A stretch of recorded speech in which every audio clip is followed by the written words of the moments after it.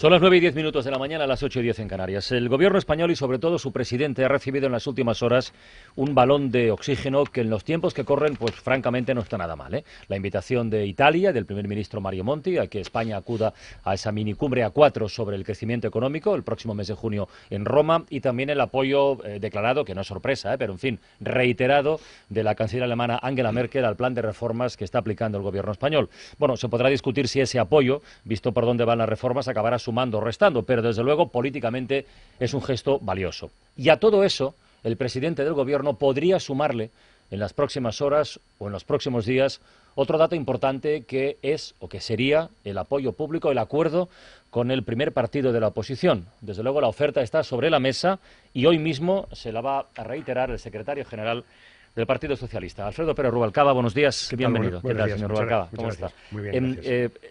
¿De verdad confía usted en que salga esto? Bueno, de verdad.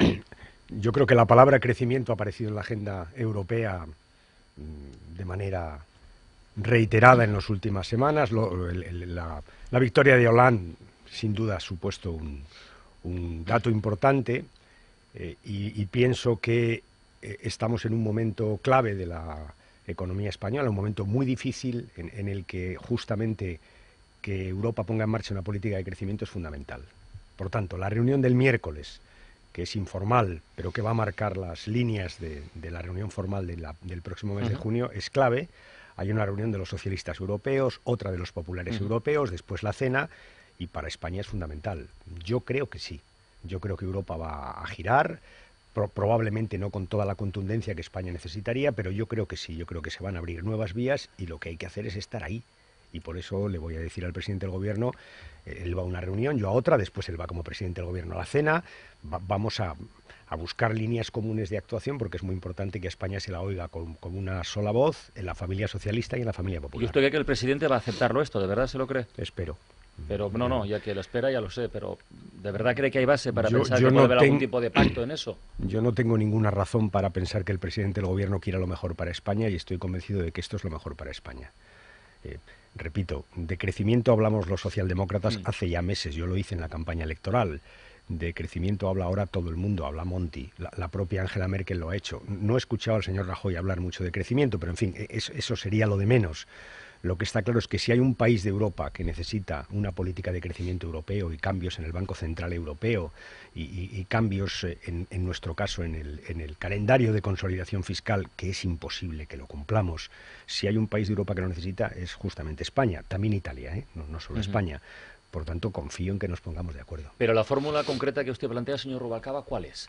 ¿Es hacer un comunicado? ¿Es fijar qué líneas rojas o verdes o las que sean? Es fijar... ¿Es meter los recortes también ahí? ¿Qué es exactamente? Es hablar con el presidente y decirle tal como veo yo las cosas y que él me diga cómo las ve él. Yo creo que hay algunas cosas en las que podemos estar de acuerdo. ¿Por ejemplo? Por ejemplo, yo creo que haya eurobonos y que la posición del Banco Central cambie es fundamental para España. No es una cosa a corto plazo, pero es fundamental para España.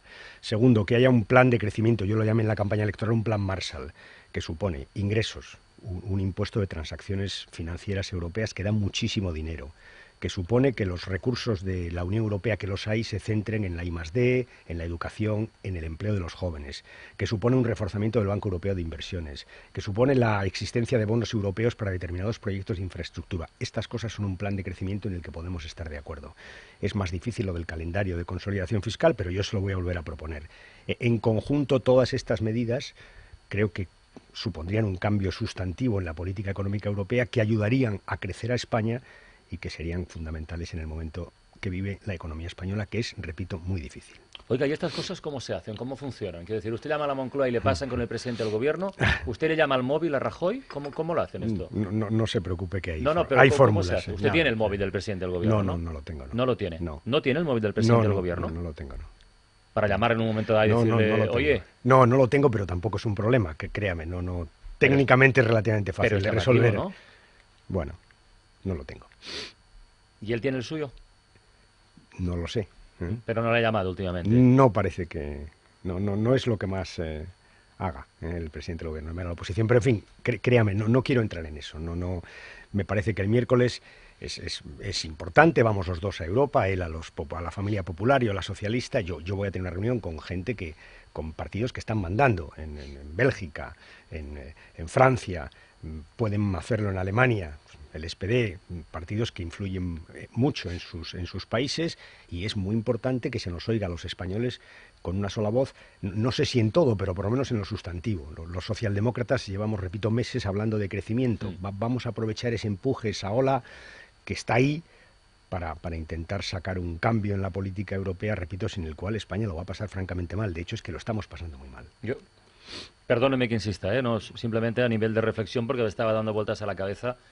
No me entra que el presidente del gobierno y el líder de la oposición no tengan sus teléfonos móviles para comunicar en un momento dado con lo que sea. Créame, la tecnología no es un problema en este caso. Bueno, hay mil formas de ponernos en contacto, y de hecho cuando quiere lo hace, y cuando yo quiero también. O sea, tampoco... Bueno, ¿van ustedes a apoyar la reforma financiera, señor Rubalcaba? Vamos a hablar de la reforma financiera. Le dijimos al gobierno, y se lo dijo una delegación que se entrevistó con el señor de Guindos, que nos informó verbalmente de la reforma financiera, solo eso, información verbal, porque no había ningún papel encima de la mesa. Le dijimos en aquel momento una cosa importante, que no se puede explicar, no es fácil explicar que vayamos a prestar dinero a los bancos, que haya dinero para prestar a los bancos y que no haya dinero para educación y para sanidad. Por tanto, le dijimos, ¿por qué no vemos todo en conjunto?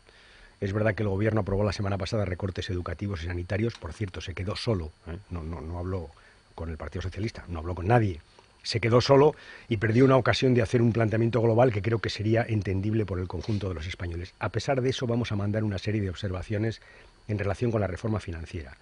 Le resumo, la primera, queremos tener la garantía de que los euros que se prestan vuelven. Y cuanto más prestas, más difícil es que te devuelvan. Y por tanto, cada vez que damos más dinero a los bancos, más complicado es que nos lo devuelvan. Por tanto, hay que poner garantías importantes o garantías muy claras.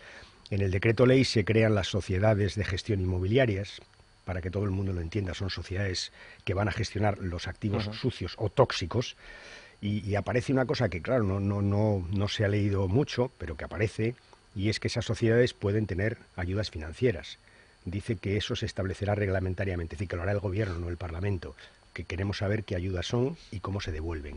Eso es muy importante, porque ahí están los activos tóxicos.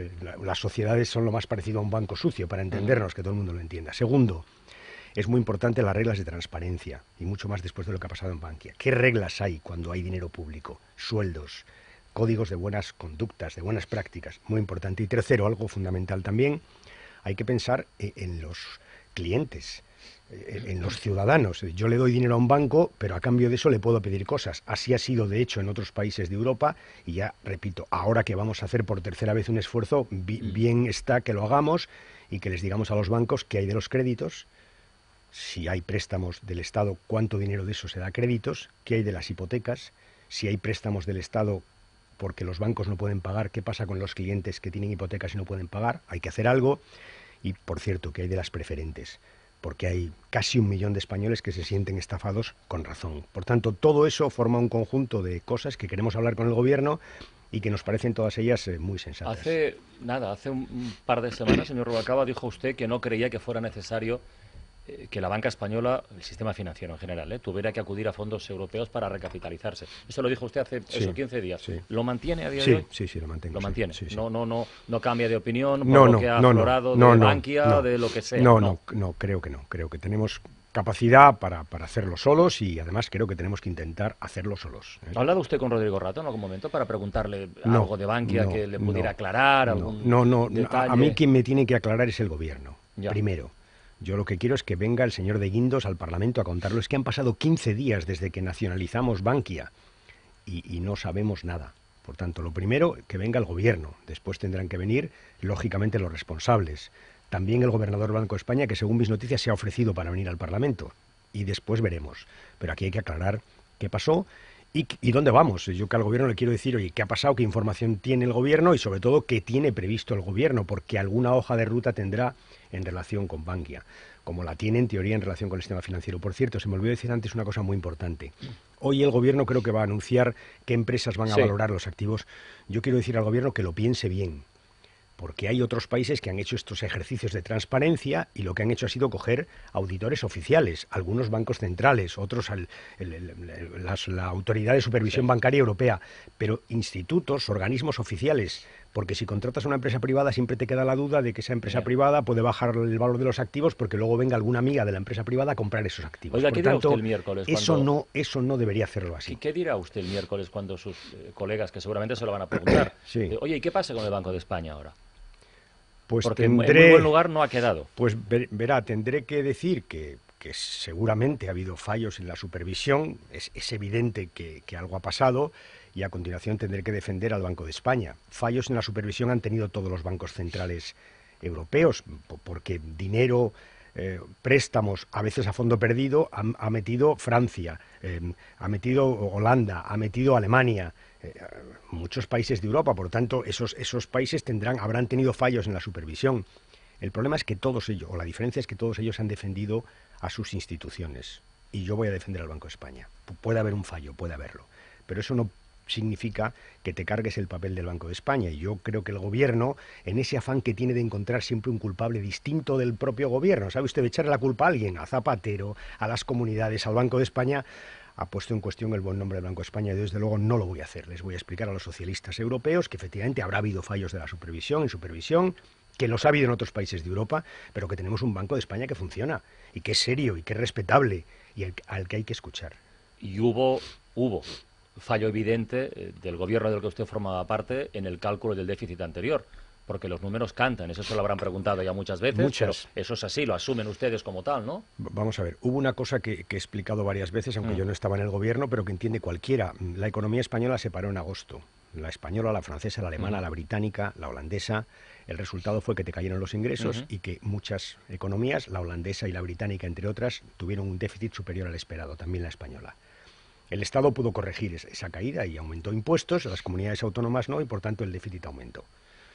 Esa es la situación. ¿Pero eso explica los 2 puntos de diferencia? La caída de la actividad. Sí, el Banco de España sacó un informe que dice que el 90% de la caída del déficit es la caída de los ingresos. Pero le voy a decir 3 cosas. Uno, eso significa, los datos que hemos sabido ahora en mayo, significa que Zapatero no pudo engañar al presidente Rajoy, porque en noviembre es evidente que no se sabían los datos de las comunidades. Si hemos tenido que esperar hasta mayo para saberlo, imagínese lo poco que se sabía en noviembre. Por tanto, no hubo engaño. Y la palabra engaño se ha utilizado para justamente justificar los recortes. No hubo engaño. Segundo, es llamativo que las 3 comunidades que hayan dicho se nos ha ido el déficit son del PP, a efectos simplemente de que se sepa. Y tercero, lo más importante, mire, el gobierno ha ido a Bruselas y en lugar de explicar esto que le he explicado yo a usted, que es lo que hizo el gobierno holandés, explicar que se le había ido el déficit porque le habían caído los ingresos, o el gobierno británico, lo que hizo fue echarle la culpa al gobierno anterior, que es una forma de sembrar dudas sobre nuestra contabilidad. Ahora tiene que volver a explicarlo. Ya es su gestión y las de sus comunidades autónomas, pero tiene que volverlo a explicar. La explicación es la que yo le doy, no un engaño, sino una caída de ingresos. El problema es que en Europa ya, como se han quedado con lo del engaño de la explicación anterior, ahora dirán, estos españoles están engañando otra vez. Y eso es malísimo para nuestra imagen. Eso sí que suscita desconfianza. En otras palabras, de lo que yo acuso al gobierno es de hacer partidismo con este tema, como ha hecho con el presupuesto. Partidismo, y eso es fatal.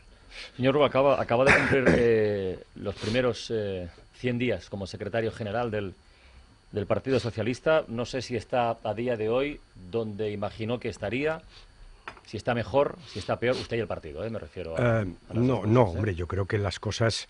Hemos tenido un resultado en las elecciones andaluzas y en las asturianas muy bueno, vamos a decir, en relación con lo esperado.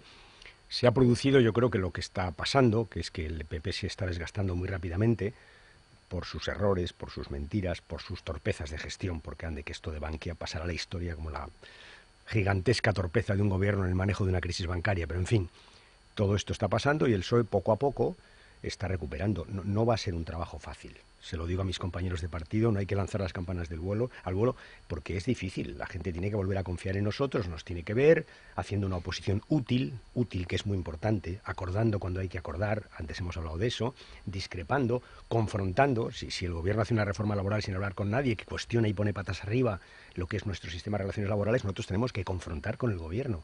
y aliarnos con los sindicatos. Naturalmente es que defendemos cosas muy parecidas en esto de la negociación colectiva. Esto es oposición útil. Es acordar, es discrepar, es confrontar. Eso cuesta tiempo, pero está ahí.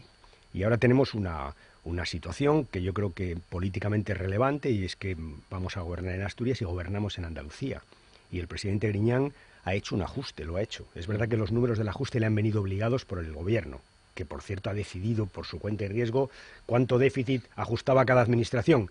Pero el presidente Griñán lógicamente lo ha asumido y ha hecho un ajuste bien distinto del ajuste que han hecho otras comunidades autónomas, por ejemplo en materia educativa, donde ha dicho hay medidas educativas que yo no voy a adoptar.